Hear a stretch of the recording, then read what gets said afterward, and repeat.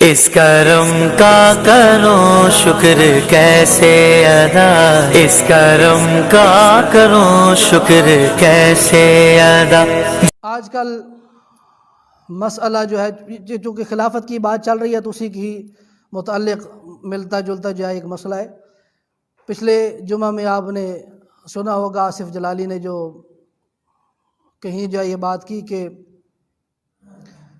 چونکہ تشیع حضرات جو ہے وہ ائمہ علیہم السلام کو معصوم مانتے ہیں، تو معصوم ماننا یا معصوم ہونا یہ خاص انبیاء ہے، لہذا جو بھی جس کسی کو معصوم مانے گا، دوسرے لفظوں میں یوں کہوں کہ وہ ان کی نبوت کا قائل ہو گیا۔ اب چونکہ شیعہ حضرات معصوم مانتے ہیں ائمہ علیہم السلام کو، لہذا یہ ختم نبوت کے قائل نہیں ہے، بلکہ رسالت مآب کے بعد جو سلسلہ امامت ہے یہ سلسلہ نبوت ہے ان کا۔ لمبی چوڑی بات کرنے کی بجائے بس ایک سوال کا جواب آپ خدمت میں عرض کر دوں کہ آخر نائب کا یا خلیفہ کا معصوم ہونا کیوں ضروری ہے؟ کیوں ہم اس عقیدے پر کاربند ہیں؟ ہم نے یہ عقیدہ اپنایا ہوا کیوں ہے؟ دیکھیے، خداوند متعال کی طرف سے نبی مکرم یا سلسلہ انبیاء کا آنا، نعوذ باللہ کوئی نبی کسی ظلم و بربریت میں، کسی جھوٹ، کسی گناہ میں مصروف نظر آتا تو آپ بتائیں کہ کیا اس نبی کی لائی ہوئی باقی تعلیمات پر کوئی بندہ اعتماد کرتا؟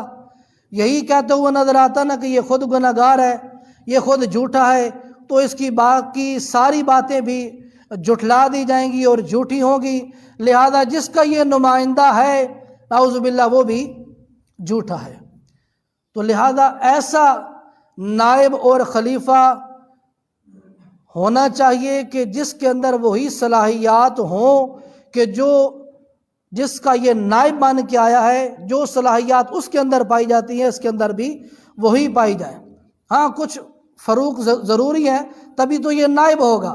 نائب کا مطلب کیا ہے؟ کچھ فرق ہے اس اور اس کے درمیان، اس لیے ہم ائمہ علیہم السلام کو، چہاردہ معصومین علیہم السلام کو مظہر صفات خدا کہتے ہیں۔ صفات خدا جس میں دیکھنی ہے وہ چہاردہ معصومین علیہم السلام کی زیارت کر لے۔ اب سوال یہ ہے کہ ہم نے معصومین علیہم السلام یعنی ائمہ علیہم السلام کو ہم نے معصوم کیوں مانا؟ اب آپ کو تو پتہ ہے کہ رسالت مآب کے اندر جو خصوصیات تھیں وہی خصوصیات ان کے نائب اور خلیفہ میں ہونا ضروری تھی۔ اگر وہ نہ ہوتی تو یقیناً جس نے نبی مکرم کو نہیں دیکھا، جس نے ائمہ علیہم السلام میں سے کسی کو دیکھا، وہ ان کو دیکھ کر رسالت مآب کی پہچان کر رہا ہے، اور رسالت مآب کی پہچان کرنے کے بعد خدا تک پہنچ رہا ہے۔ اب خدا نخواستہ اگر یہ معصوم نہیں ہے تو اس کا مطلب یہ گناہگار ہے۔ جب یہ گناہگار ہے نائب رسول، تو یہ دیکھنے والا جس نے رسالت مآب کو نہیں دیکھا، یہ دیکھنے والا کہے گا جس طرح یہ گناہگار ہے اس طرح اس کا نبی بھی گناہگار تھا، اور جس طرح اس کا نبی گناہگار ہے اس طرح اس کا خدا بھی گناہگار ہے۔ یہ بات دیکھیں کہاں سے کہاں تک جاتی ہے۔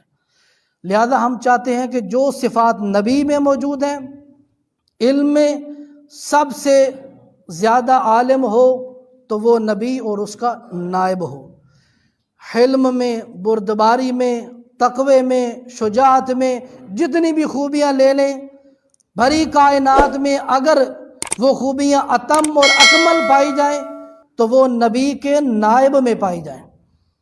اب یہ نہ ہو کہ علم کے میدان میں دیکھیں تو کوئی آئے ان سے سوال کرنے کے لیے کہ ہاں بھائی ہمیں بتائیں کہ اس مسئلے کا کیا حل ہے، یہ اس شخص کے بازو سے پکڑ کر در علی پر لے کے جائیں، اور علی بن ابی طالب وہ ہوں کہ جو سلونی کا دعویٰ کرتے ہوئے نظر آئیں۔ ہم کہیں گے کہ نائب ہو تو ایسا ہو کہ جو بھرے دربار، بھرے مجمع میں کھڑے ہو کر کہہ رہا ہے کہ آؤ جس نے مجھ سے جس قسم کا مرضی سوال کرنا ہے کرے، میں علی ہر ایک کا ایسے جواب دوں گا کہ زبور بول کر اٹھے گی کہ ہاں علی نے جو جواب دیا ہے واقعاً وہی میرے اندر موجود ہے۔ اور اگر بہادری کی طرف آئیں تو یہ نہ ہو کہ लोग पहाड़ों पे दौड़ते हुए नजर आए, बल्कि ऐसा बहादुर हो कि अपनी एक उंगली के इशारे से दरे खैबर को उखाड़ दे, वो दरवाज़ा कि जिसको 40-40 लोग मिलकर खोला करते थे। अली जबन अबी तालिब की बहादुरी का और जुर्रत और शुजात का ये नमूना कि उन्होंने अपने एक हाथ नहीं बल्कि अपनी एक उंगली से उखाड़ के दरवाजे को वहाँ रखा जहाँ से लश्कर की गुजरगाह थी। ऐसा बहादुर अगर अली हो, ऐसा बहादुर अगर नायब रसूल हो, तो फिर दिल करता है हमें कि हम इनके कदम चूमें, हम इनकी इताअत करें, हम इनकी इत्तबा करें। लेकिन अगर ऐसे हो कि अगर उनसे सवाल किया जाए तो वो गलत मसला बता दें और बाद में कहते हुए नजर आए कि लौला अलीयुन लहलका फुला, अगर आज अली ना होते तो मैं हलाक हो जाता। तो लिहाजा हमारा ये अकीदा आइमा अलैहिस्सलाम को मासूम मानना इन वजूहात की बिना पर है। किसी भी शख्स की ज़बान से, शियों में से किसी भी आलिम दीन की कलम से, किसी की किताब से अगर वो शख्स साबित करके दे दे, नहीं मिलेगा उसे कि किसी ने कहा हो कि हम अली इब्न अबी तालिब से लेकर महदी ज़मा तक किसी इमाम को हमने नबी होने का दावा किया हो। हाँ, अब उसकी मर्जी है कि वो इतना अंधा हो जाए कि सूरज को देखकर कहे कि हाँ नहीं रात है, तो हम उसके अकल का इलाज कराने से कासिर हैं। लिहाजा हमारा ये अकीदा है कि आइम्मा अलैहिस्सलाम नबी मुकर्रम के बाद सिलसिला इमामत है, सिलसिला नबुव्वत नहीं है। इस चीज़ का कोई भी कायल नहीं कि सिलसिला इमामत नहीं बल्कि सिलसिला नबुव्वत है। ना, सिलसिला नबुव्वत ख़त्म हो गया है। ख़ातमुन नबिय्यीन क्यों कहा जाता है कि ये आखिरी नबी हैं, इनके बाद कोई नबी आने वाला नहीं है। सिलसिला इमामत हर नबी, हर रसूल के दौर में रहा है। लिहाजा रिसालत इमाम के बाद ये सिलसिला इमामत का चलना ये सबसे बड़ी दलील है कि हम रिसालत इमाम के बाद किसी नबी के कायल नहीं बल्कि चहारदा मासूमीन या आइम्मा अलैहिस्सलाम 12 इमामों के हम कायल हैं, किसी भी नबी के कायल नहीं। वमा अलैना इल्लल बलाग।